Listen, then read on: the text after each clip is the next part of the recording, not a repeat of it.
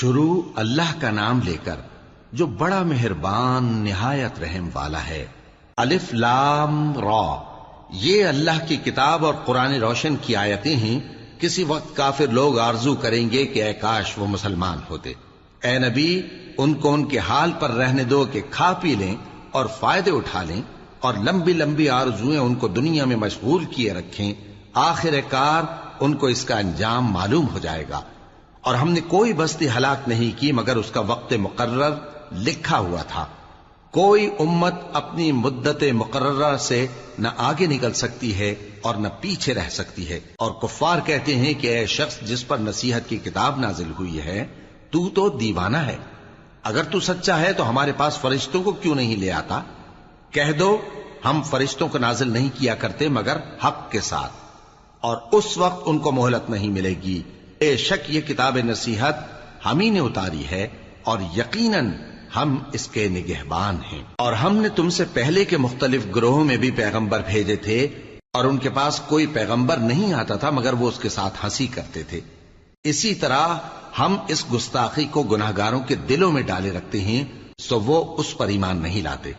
اور پہلے لوگوں کی روش بھی یہی رہی ہے۔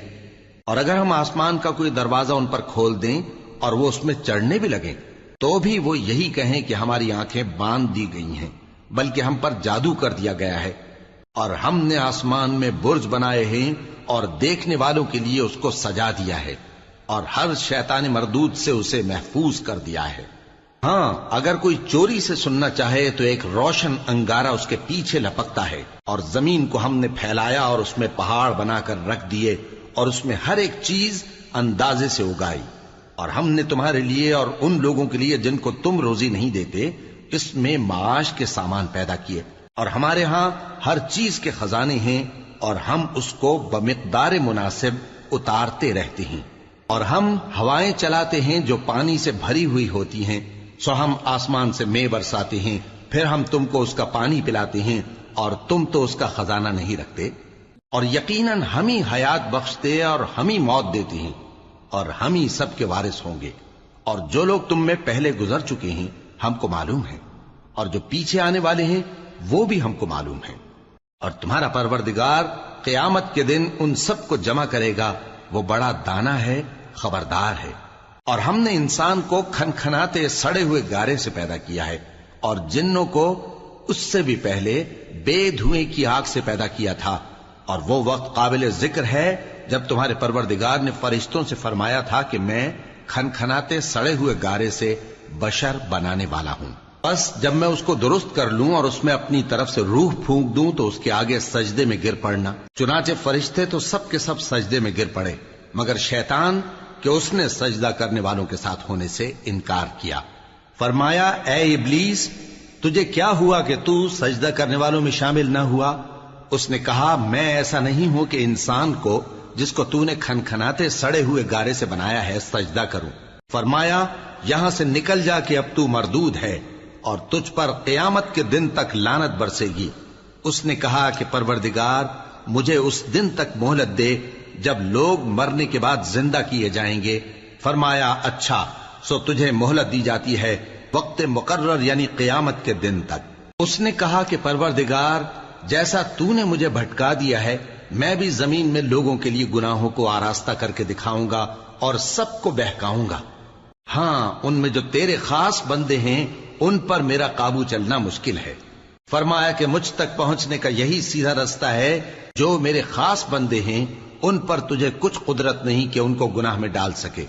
ہاں، بد راہوں میں سے جو تیرے پیچھے چل پڑے، اور ان سب کے وعدے کی جگہ جہنم ہے۔ اس کے 7 دروازے ہیں، ہر ایک دروازے کے لیے ان میں سے الگ الگ حصہ ہے۔ جو متقی ہیں وہ باغوں اور چشموں میں ہوں گے۔ ان سے کہا جائے گا کہ ان میں سلامتی اور امن و اطمینان سے داخل ہو جاؤ، اور ان کے دلوں میں جو کدورت ہوگی ہم اسے نکال دیں گے، گویا بھائی بھائی مسندوں پر ایک دوسرے کے سامنے بیٹھے ہوں۔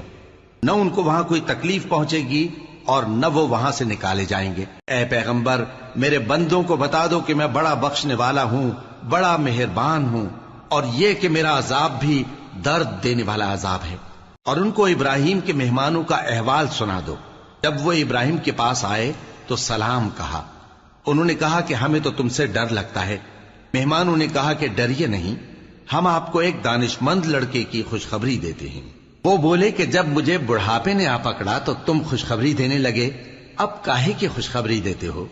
انہوں نے کہا کہ ہم آپ کو سچی خوشخبری دیتے ہیں، سو آپ مایوس نہ ہوں۔ ابراہیم نے کہا کہ اللہ کی رحمت سے مایوس ہونا تو گمراہوں کا کام ہے۔ پھر کہنے لگے کہ فرشتوں، تمہارا اصل کام کیا ہے؟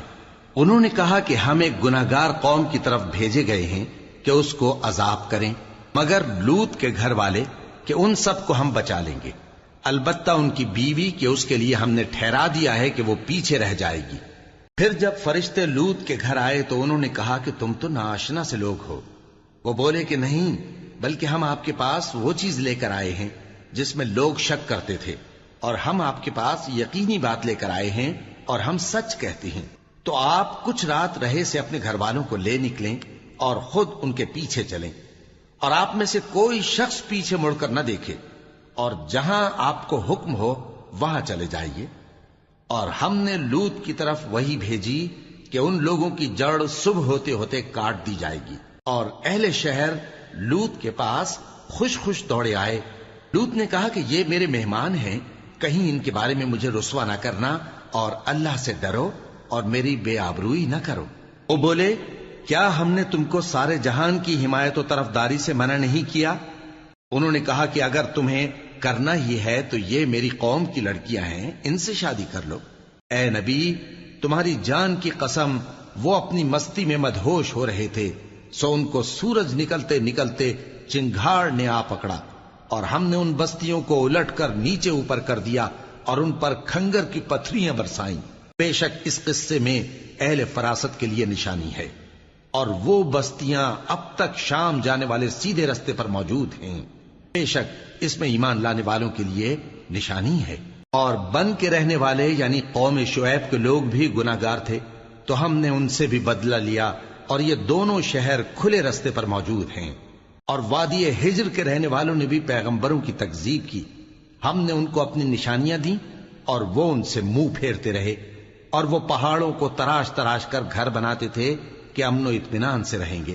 آخر زوردار آواز نے ان کو صبح ہوتے ہوتے آ پکڑا، اور جو کام وہ کرتے تھے وہ ان کے کچھ بھی کام نہ آئے۔